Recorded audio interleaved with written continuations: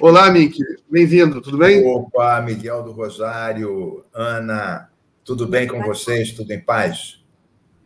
Tudo em paz. É isso aí, Mick. Parabéns, então, né, por esse dia. Você que é um lutador da causa ambiental há tanto tempo, né? Hoje é dia do meio ambiente. Aí trouxe você aqui para a gente conversar sobre esse projeto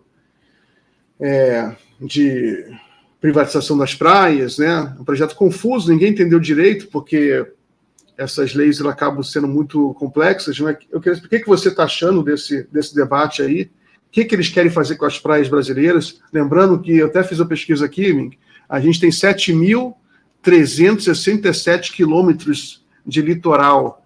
Né? Então, qualquer coisa que mexa com praia mexe com muita coisa, muito interesse econômico, muito meio ambiente. Mas como é que você está vendo esse projeto? Olha, primeiro, boa tarde.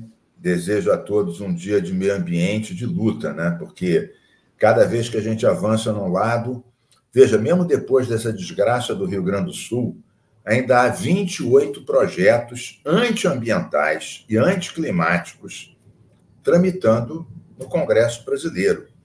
E a pergunta é, o que falta mais para cair a ficha dessa turminha braba, né? Bom, domingo agora, só aqui no Rio, vão ter 3 manifestações diferentes contra a privatização das praias. 3. Uma, que eu sou um dos organizadores, que vai ser no Posto 9, em Ipanema. Uma da UGT, sindicato, que vai ser em Copacabana, e uma da comunidade da Rocinha e Vidigal, que vai ser na Barra da Tijuca. Então, vejam vocês que a gente não vai entregar as praias. Estamos com 3 manifestações para este domingo agora, né? Uma mais dos ecologistas, outra mais sindical e a outra de uma comunidade da Rocinha.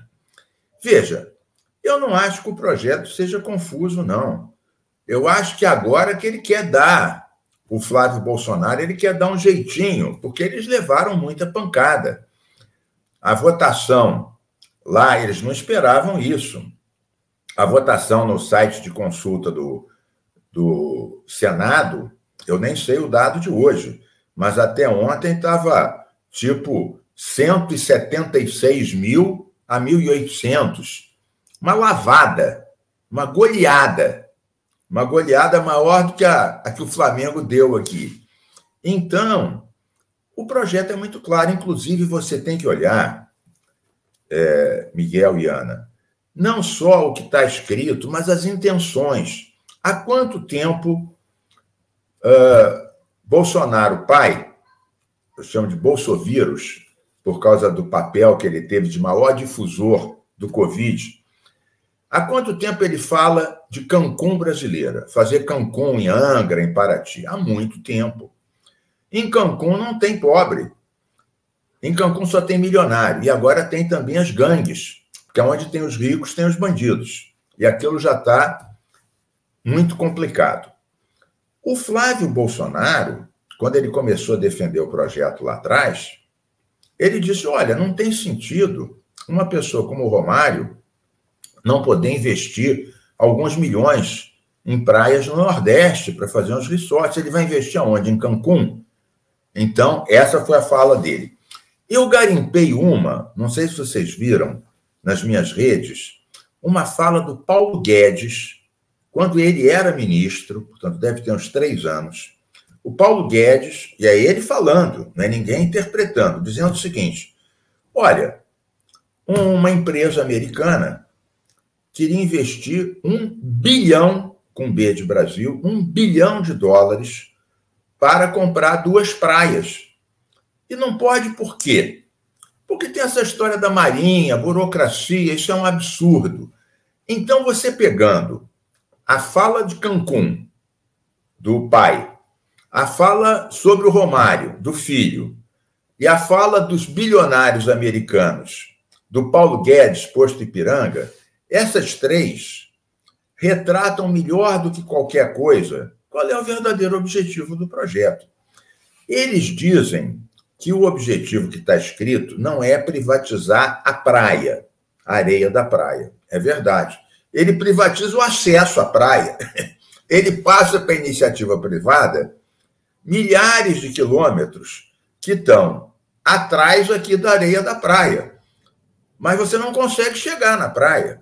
Ah, não, mas tem um ponto da Constituição que diz que pode. Olha, eu coloquei na Constituição estadual a obrigação de ter a cada 100 metros uma servidão de acesso.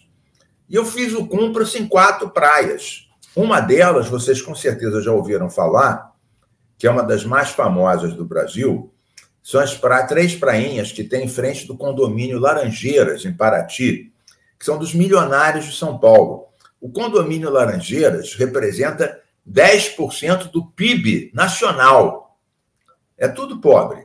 10% do PIB nacional. E eles são vizinhos da Praia do Sono, onde tem os caiçaras, e a pedido desses caiçaras eu fiz uma lei garantindo a eles e a todos aqui no estado do Rio, o direito real de uso para sempre das comunidades que ocupam mais de 50 anos. Alguém vai dizer, bom, mas esse tema não tem que ver com o outro. Tem. Porque o Bolsonaro está querendo vender a ideia de que esse projeto dele, que ele é relator, que esse projeto vai garantir terra para os caiçaras, terra para a comunidade da Maré. Até parece. Os exemplos que eles deram foram aqueles que eu citei, não foram esses. Agora eles estão querendo ressuscitar, que eles estão preocupados com os pobrezinhos da favela e dos caiçaras. Quando eu aprovei essa lei, dando direito de uso para as comunidades pesqueiras tradicionais, quilombolas e caiçaras, que tivessem há mais de 50 anos ocupando, posse para sempre. Não podem vender, mas ninguém tira eles de lá. Eles votaram contra. O Flávio Bolsonaro era deputado estadual, votou contra.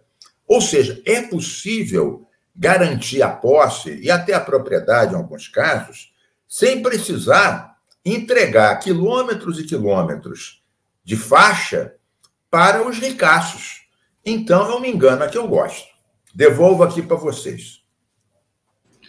Ô, Mink, é bom que você explicou, que agora entendi bem melhor.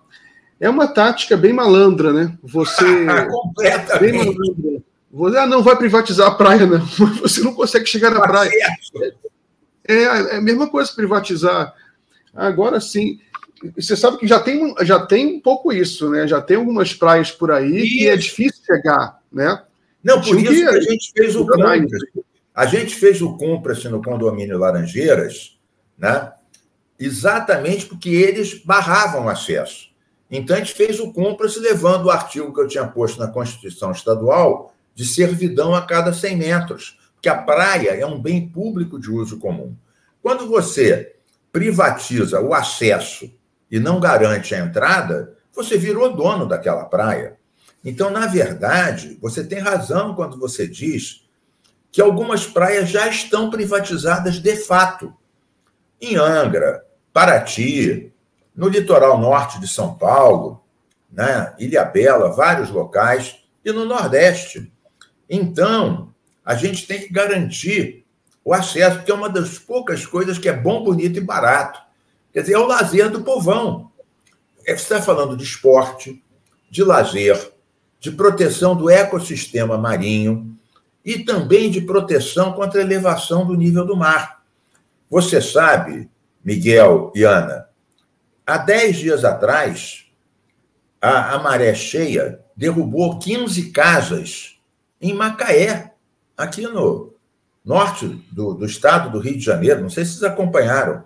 15 casas em Macaé e 4 casas em Itaipuaçu, que é aqui em Maricá, logo depois de Niterói, né? 4 em Itaipuaçu e 15 em Macaé. Ou seja, na verdade, não é o mar que está avançando. Nós é que avançamos em direção ao mar, o mar está reconquistando o que era dele. Então, na verdade, a culpa não é do mar, a culpa é nossa, que o pessoal foi aterrando, pavimentando, botando um prédio mais perto, esticando para lá. E agora o que acontece? O mar volta, porque inclusive com o calor e o derretimento das geleiras vai subir. Então, isso contraria a biodiversidade marinha, contraria a prevenção das mudanças climáticas, afeta um espaço democrático de convivência, de lazer, de esporte e o turismo. Então, olha, na Europa tem praias privatizadas. Você paga para entrar na praia. Paga, né? Não paga muito, mas paga. E não só paga, como lá você é obrigado a consumir de determinados locais que estão lá, que são concessões, e que os preços também são bem salgados. Então, não é que não exista isso. Isso existe. E as pessoas ficam... porque, veja bem, você pega para entrar numa praia, digamos, na Itália. Eu tive há pouco tempo lá, né? 10 euros. Para um italiano, não é muito. Mas 10 euros, quanto é que é? Multiplica por... São R$ 55. Você vai pagar para entrar na praia. Se você tiver uma família de 4, multiplica 55 por 4. Já está em 220. Depois você vai ter que pagar para cadeira, para barraca de praia e pagar uma fortuna para o pastelzinho. E para cerveja, então, nem se fala. Ou seja, vira programa de rico. É isso que eles querem. Eles falam, não, a gente está preocupado com os pobres da maré. Pelo amor de Deus.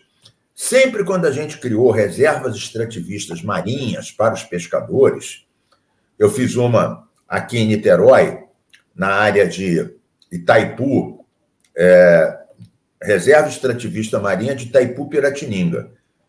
Essa turma toda votou contra. Disseram que era demagogia minha. E essa reserva é boa, ela vai até... Você conhece, o Miguel conhece bem. Você não mora aí perto, Miguel? Sim, conheço bem. Eu conheço bem, moro em Niterói. Essa reserva extrativista marinha, a gente fez com o apoio da UF, dos pescadores, Chico Pescador, ela vai até além das praias pai, mãe e menina. Antes entravam lá petroleiros, grandes barcos de Santos que arrastavam tudo, até o neto do camarão. Então, agora não. Aliás, eu postei um vídeo há poucos dias atrás, 2 baleias Jubarte fazendo balé delas lá, exatamente. Lindas, né? Você viu esse vídeo? Eu vi que você... Elas têm voltado para aqui, para essa região, tem aparecido. Então, esse pessoal... Agora o Flávio disse que ele vai mexer, que não é obrigado a comprar em 2 anos, vai passar para 5, vai dizer que esse dinheiro que a União arrecadar vai para um fundo de meio ambiente. Ele está querendo dourar a pílula. Eles não esperavam que iam levar uma surra desse tamanho. As redes mobilizaram muito, muito, muito, muito. Isso mobiliza as pessoas, infelizmente, até mais do que mudança climática. Porque é tirar a praia da rapaziada. Quer dizer, o que você quer tirar mais do pessoal? A prainha, que ele encontra os amigos para bater uma bola, tomar uma cervejinha. Eles mexeram, cutucaram a onça com vara curta. A resposta foi acachapante. E agora eles estão querendo dar um jeito de dourar a pílula.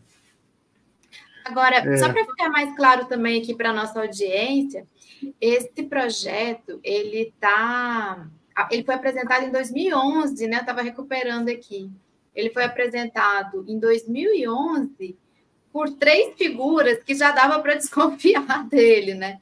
Que era o Arnaldo Jordi, na época estava no PPS, lá do Pará, o José Chaves, PTB de Pernambuco, e o deputado Zoino, do PR do Rio de Janeiro. Ele foi apresentado em 2011, só foi conseguir passar pela CCJ em 2015, depois fica parado, aí tem audiência. 2018 é que parece que ele volta para ser preparado para plenário também. Eu estava aqui recuperando o histórico dele. E votaram na Câmara em 22. Então, vai ser votado no plenário da Câmara em 2022.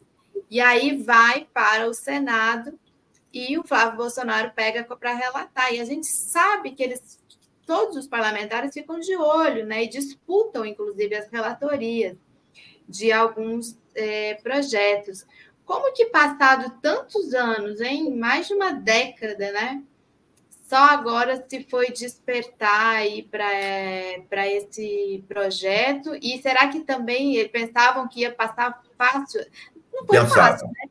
Pensavam que iam passar, porque quando passou na Câmara, foi bom você ter feito esse histórico, muito bom. Quando passou na Câmara, os projetos não dizem isso, vamos privatizar. É uma linguagem complexa.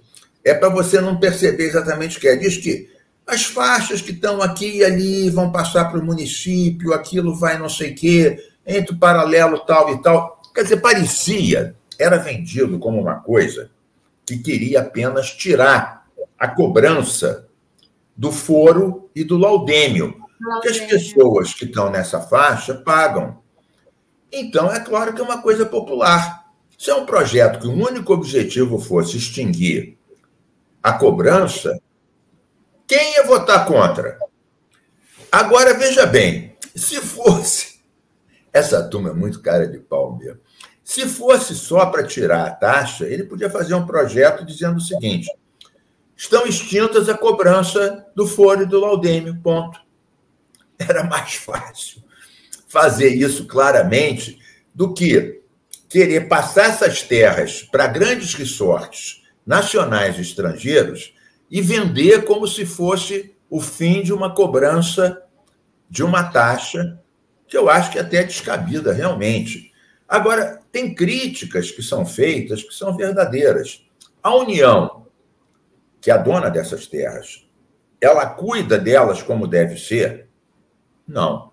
Deixa muito a desejar. Deveria cuidar melhor? Com certeza. Há projetos para isso? Existem, mas é tudo muito lento, avança lentamente. A Marina está antenada nisso, outras pessoas estão antenadas nisso. Agora, veja você, tem uma cobrança, eles podiam dizer, está reduzido em 95% o valor da cobrança do foro e do laudêmio, ou está extinta. Se o objetivo fosse esse, por que não fazer um projeto tão simples quanto esse? Artigo 1º, está extinta a cobrança do foro e do laudêmio. Artigo 2º, essa lei entra em vigor na data de sua publicação. Pronto. Quem ia ser contra isso? Talvez a União, que arrecada 1 bilhão e pouco por ano, nem é muito. O orçamento geral da União é mais de 1 trilhão. Mas isso aí, a União ganharia de outra maneira, né? Exatamente. Ganharia de outra maneira. Esse 1 bilhão sai, mas entra de outra maneira. Se o projeto fosse apenas esse, eu votaria favorável. Extinguir a cobrança.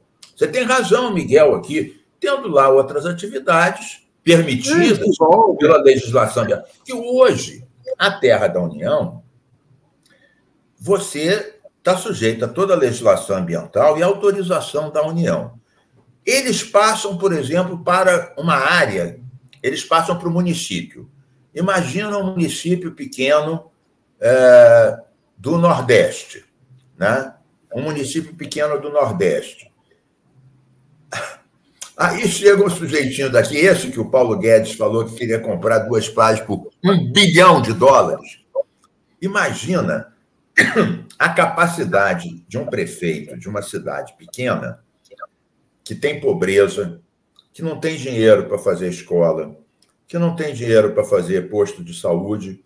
Chega alguém oferecendo um monte de dinheiro, imagina a capacidade que esse prefeito de uma pequena cidade vai ter para dizer, não, espera aí, mas aqui tem um manguezal, aqui tem uma área de preservação, ali tem uma comunidade caiçara, ali tem uma comunidade quilombola. Vai nada. Vai sofrer e o do lado vai dizer, também tem uma praia aqui para vender para vocês também. Ou seja, é muito desigual. O poder econômico é muito desigual.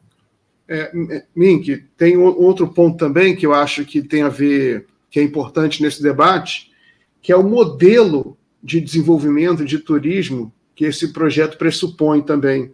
Né? Que é esse modelo de resort, que é tanto que eles falam muito em Cancún. Né? Eu, quando trabalhava lá com jornalismo especializado em café, tinha um congresso, às vezes, nesses resorts. Eu fui em alguns, né, os organizadores convidavam os jornalistas. E é um modelo de turismo que é um modelo assim, que a cidade não se beneficia, porque você cria um resort completamente isolado da área popular da cidade, privatiza as praias na prática, né, porque o resort ele cerca a praia de um jeito que os moradores da cidade param de poder usar aquelas praias. E é um modelo, eu acho um modelo muito ruim. predatório. Olha, eu vou te modelo dizer, predatório. os pescadores, sobretudo os pescadores artesanais, eu tenho uma relação muito forte com os pescadores. Aliás, os pescadores vão participar dessas manifestações domingo agora, contra a privatização. Inclusive o pessoal da colônia do Posto 6, Copacabana, os pescadores lá da área de Sepetiba vão vir para a manifestação também, com as suas redes e tudo mais. O pescador, quando ele luta para ter uma reserva extrativista marinha, ele fala, eu não quero que o meu filho seja apanhador de bolinha de golfe em campo de golfe. Eu quero que ele possa pescar também, alimentar a nossa família, alimentar a população da cidade. Eles têm essa consciência. A reserva extrativista marinha, eu já falei disso, mas muita gente não sabe exatamente o que é. O Chico Mendes idealizou as reservas extrativistas na Amazônia, né? De seringueiros, castanheiros. É uma área que não é da pessoa, não é a reforma agrária que você dá uma terra para uma pessoa. É uma questão coletiva. Então, lá pode ter exploração, portanto, não é um parque, mas só exploração comunitária e sustentável. A reserva extrativista marinha foi uma derivação desse ideal do Chico Mendes para a Amazônia. Então, numa área que pega um pouquinho de praia, um manguezal, e entra dentro da água, aquela área pode ter pesca, pode ter criação de ostra, de mexilhão, mas tem que ter sustentabilidade, a área não pode ser vendida, não pode ter óleo e não pode ter corte de manguezal. Então, isso é que é a reserva extrativista marinha. Eu aproveito para contar uma história muito curtinha, que eu sempre me emociono quando conto. Eu contei agora há poucos dias atrás, quando eu estava divulgando o filme novo sobre Dorival Caymmi. Não sei se vocês viram, um filme muito bonito. Não vi ainda. Muito bonito, muito bonito. Aí eu me lembrei uma história com Dorival Caymmi e pescadores. Resumindo, para não extrapolar aqui, a história é a seguinte. Foi no ano 2005, eu era deputado estadual, chegaram os pescadores vindo do Nordeste, numas jangadas enormes, eles iam parando em cada capital para defender os manguezais e tentar conscientizar as pessoas. Aí pararam na Praça 15, a Assembleia Antiga era ao lado, lá da Praça 15, e foi um grupo de umas 50 pessoas. Eu era o único deputado, mas tinha ecologistas, professores, e estava o Dorival Caymmi. Aí ele puxou, minha jangada vai sair para o mar. Todos nós cantamos. Aí tinham duas das jangadonas, era de um pessoal do Ceará, da Prainha do Canto Verde. Aí eles chegaram e falaram, a gente está lutando para ter uma reserva extrativista na Prainha do Canto Verde. Aí o Caymmi chegou para mim e falou, Mink, eu sei que você é deputado estadual, mas vê isso, porque é muito importante para eles. Eu falei, bom, o que eu posso fazer, um deputado estadual do Rio, criar uma reserva, né, no Ceará? E aí, bom, 4 anos depois eu era ministro de Estado e criei a reserva extrativista da Prainha do Canto Verde. Os pescadores foram me visitar, me trouxeram uma jangadinha, um protótipo de jangada, de uns 90 centímetros, que na vela tinha uma foto da manifestação que estava eu, Caymmi e os pescadores, chegaram e falaram, puxa, você não esqueceu da gente, hein? Eu conto essa história e me derreto todo. Legal, Mink. Que é uma história legal. Bacana. Uma história de vitória, né? São essas coisas que faz a gente acreditar na política, entender a importância da política.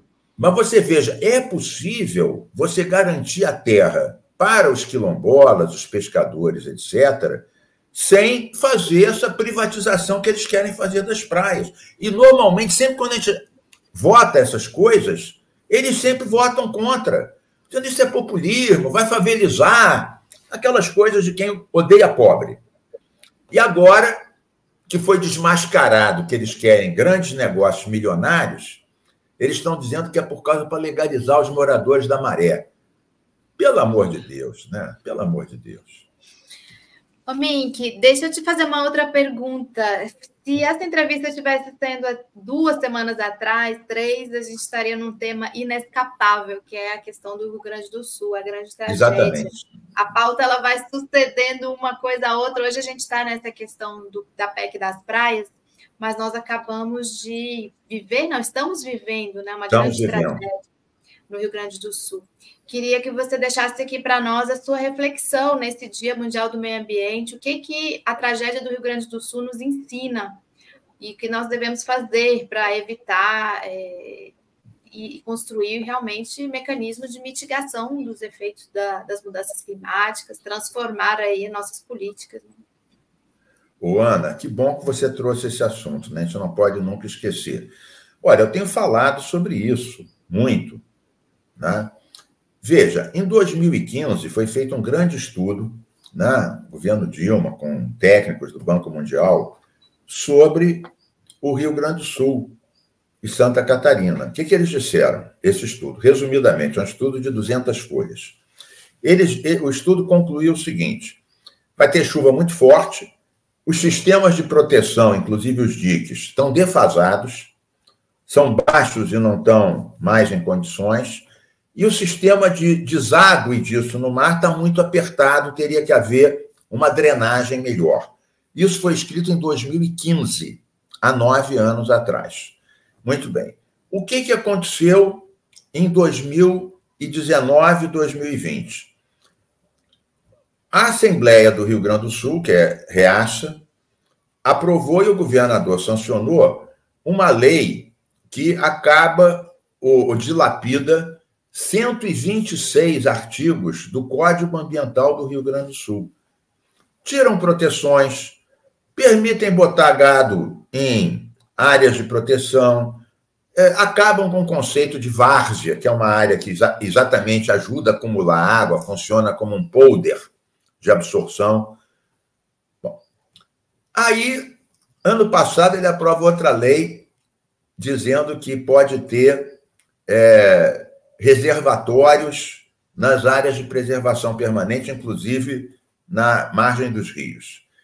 Bom, quando tem essa desgraceira, e a gente começa a discutir isso, eles chegam e dizem: não é hora de apontar os culpados, só falta botar embaixo, assinado, os culpados. Porque geralmente quem pede para não apontar o dedo são os propriamente tais. É claro que é a hora de solidariedade.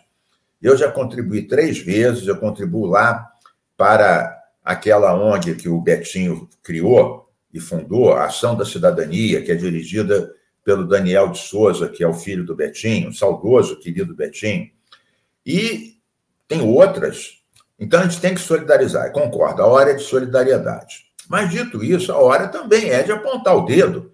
Senão a gente vai repetir as mesmas coisas.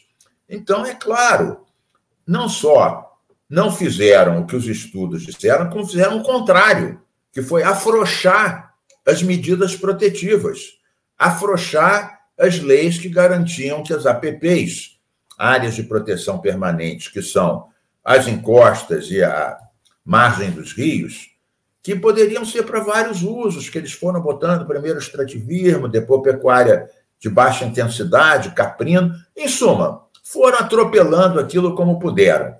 E agora querem dizer que fomos surpreendidos, não é hora de apontar o dedo. Pelo amor de Deus. Vou dar um exemplo para vocês aqui do Rio de Janeiro. Em 2011, teve a desgraceira na região serrana, morreram mais de 200 pessoas. Petrópolis, Friburgo, Teresópolis, mais em Petrópolis. Muito bem. O que nós fizemos? Nós, com o dinheiro do FECAM, encomendamos, e foram feitos, mapeamentos de risco para todos esses municípios. 46 municípios.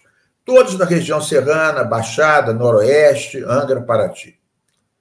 Bom, mas o mapeamento de risco só fala as áreas que têm uma encosta íngreme, um solo frouxo, que tem pouca árvore.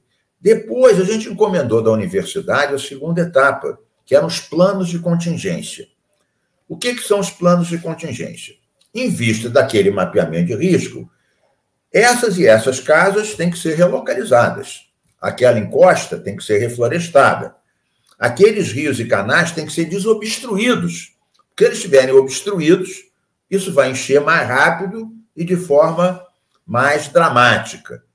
Bom, como grande parte dos prefeitos, não todos, grande parte dos prefeitos pegavam o mapeamento de risco e o plano de contingência aqui, botavam um vaso de flor em cima e continuavam licenciando shoppings, condomínios, estradas, naquelas áreas que o mapeamento e o plano de contingência dizia nem pensar. Então, vocês vejam, Ana e Miguel, que nós não temos uma cultura de prevenção.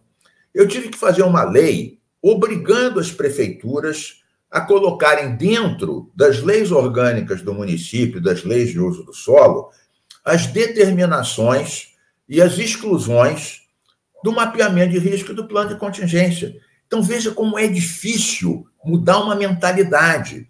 Tem que ter o lado cultural, tem que ter o lado punitivo, tem que ter o lado técnico, tem que envolver a população. O que adianta a gente chorar a desgraça do Rio Grande do Sul, cada um mandar um cobertor, mandar uma água, adotar um PET e continuar tramitando no Congresso 26 projetos antiecológicos e anticlimáticos? É uma tristeza. Ana, deixa eu só ler uns comentários aqui. Tem um superchat da Mônica Caparelli, que ela lembrou alguma coisa aqui, ó. Miguel, há mais de um ano conversei por aqui com o Mink sobre a privatização dos rios Lumiar. Eu lembro disso, Mônica. É verdade, é verdade. Lá a situação é difícil. Eu estou de olho, eu vou muito lá. Eu estou de olho. É uma tristeza. Quisera eu ser secretário estadual, a gente duplicou o Parque dos Três Picos, criamos a APA Macaé de Cima, tiramos 500 javalis piratas lá, estavam jogando cocô no Rio Macaé de Cima e no Rio das Flores. Javali pirata, que é isso, Nick? Desculpe.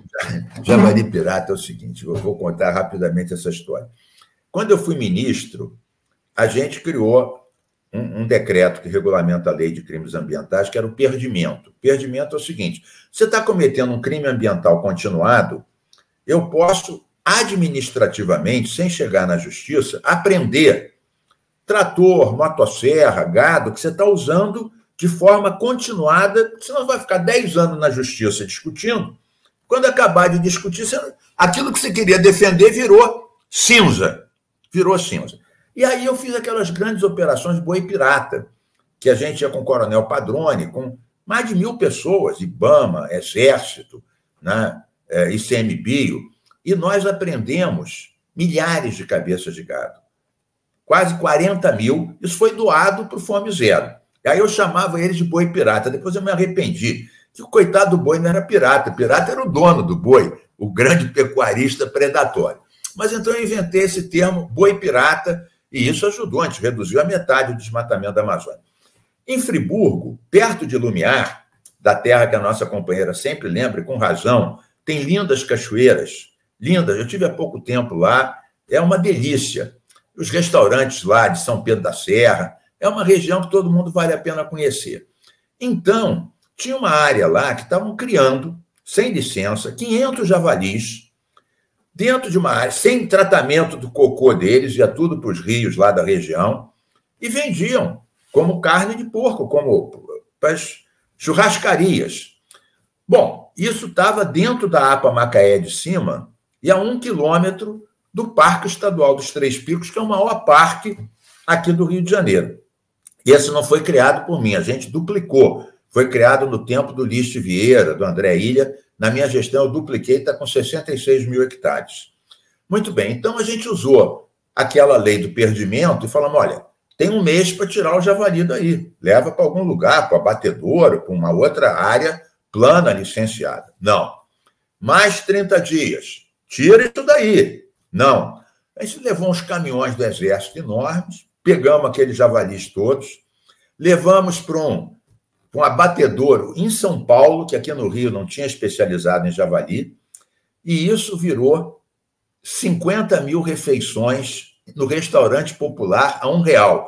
Eu ainda convenci o Claude Touragro, aquele do Que Maravilha, a fazer a receita. Alguém me disse que o Touragro era doido pelo Asterix. Então, a gente chamou essa operação de Operação Obelix, porque o Obelix comia os javalis. Aí eu falei, Trois-Gros, a gente vai fazer a Operação Obelix e você que vai fazer a receita do javali pirata. E ele, que maravilha! E fez a receita, vendendo. Foram distribuídas 50 mil refeições do javali com receita do Trois-Gros a R$1. Que maravilha, Mi. Eu nem sabia que tinha javali no Brasil. Tem javali naturalmente no Brasil? Não, o javali, esse vem da Ásia. É criado. Mas é claro que uns fogem. Agora, na área de Visconde de Mauá, eu tive há pouco tempo, o javali cruzou com porco e tem uma história chamada java-porco, e que é um bicho muito grande e agressivo, está destruindo lavoura, ataca as pessoas, é um problema sério. É porque o javali é brabo, né? Eu sei que o javali é... Esses javalis pesavam, em média, assim... A Obelix vai pegar o meu, o Obelix pegava... Pesavam 300, 400 quilos, era enorme. A gente teve que levar aqueles caminhões da polícia de estrada rodoviária que tira cavalo, boi do meio da estrada. Eles sabem pegar. É muito difícil. Deu um trabalho de cão. Ele tem aquele dentão? Tem o dentão. Eu li aquelas histórias também do Asterix. Ó, tem outro comentário aqui da Mônica. Tem um do Jurandir, grande Mink. Obrigado aí pelo superchat. E tem da Mônica Caparelli de novo. Ó. Nem pagando os moradores têm acesso aos rios e cachoeiras, Mink. De segunda a sexta. Ela está insistindo aí, ela está na luta. A Mônica está na luta aí. Vamos fazer vamos fazer um cúmplice do acesso a esses rios e cachoeiras, porque realmente um rio, como a praia, é um bem público de uso comum, né? Então, ninguém pode privatizar isso completamente, tem que ter um acesso a cada 100 metros. E ela tem razão de espernear. Deixa eu dizer, hoje mesmo eu comprei uma assinatura da revista Fórum para dar de presente para o meu filho mais novo. Então, já bota aí um superchat meu aqui, uma assinatura além da própria minha. Muito bom. Obrigada, viu, Mink? Estamos precisando. Se não me engano, é R$50 por mês, uma coisa assim, não é? Tem vários preços. Obrigado, Mink. Muito bom. Eu entrei nessa, da burguesia parlamentar. É isso aí, pessoal. Siga o exemplo do Mink aí, faça uma assinatura da Fórum para ajudar a gente. Mink, muito bom conversar contigo. Chegamos aqui ao final do nosso bloco. Eu tenho outro convidado que está chegando aí, o James Green já chegou. Quer deixar um recadinho final, um minutinho, gente? Olha, primeiro convocar as pessoas que são do Rio de Janeiro para participarem das manifestações que a gente está fazendo esse domingo. Aqui a gente está organizando, vai ser às 11 horas, no posto 9. Vão pescadores, ecologistas, né? Artistas, o Circo Voador está apoiando, a Maria Jussá está divulgando bastante. Como eu falei, vem os pescadores da colônia do posto 6 e também de Sepetiba.